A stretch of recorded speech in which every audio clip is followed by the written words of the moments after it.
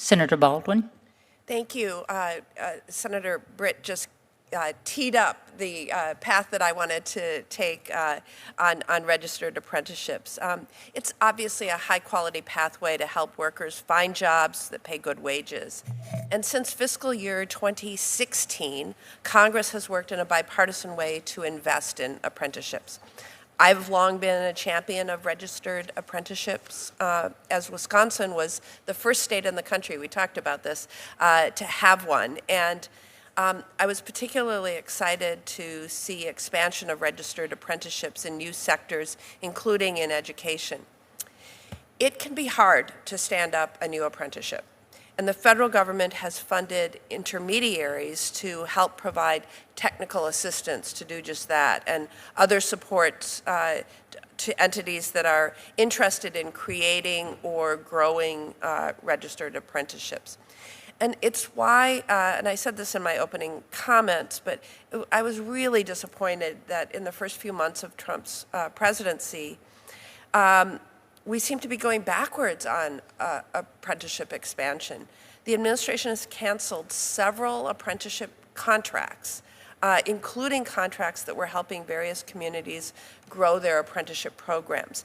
And then the president's fiscal year 26 skinny budget request came out, which seeks to really decimate funding at Department of Labor, state and local workforce programs by over a third.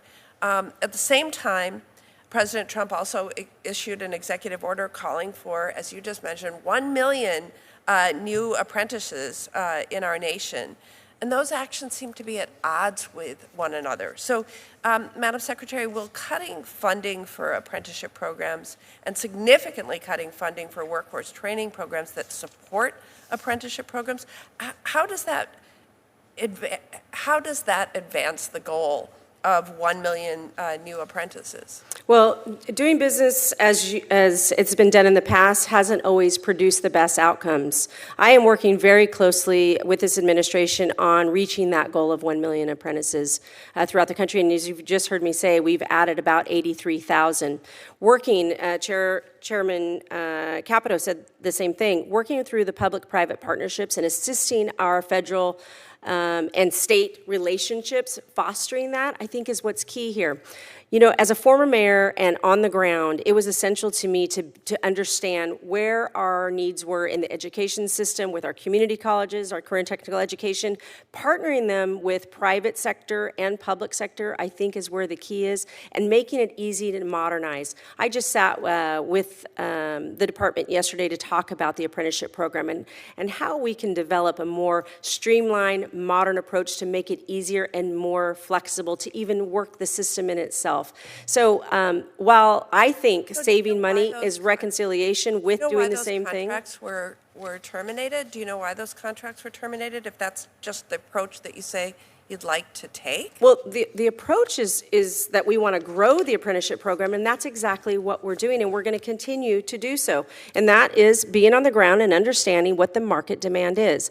I will do everything in my power to make sure that our workforce investments are key to our respective industries and work with those partners to develop those. So registered apprenticeship programs are successful because of important standards that ensure apprentices are trained to learn the skills they need in a safe setting.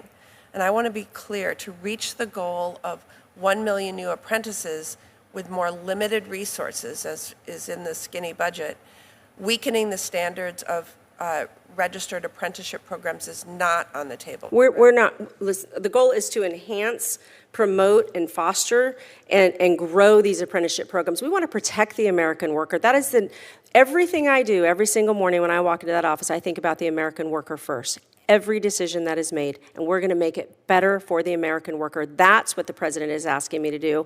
That is why we're bringing so many people to the table, and that's why you're going to see this economy grow for the American worker. And I will never get off that point that the American worker will come first.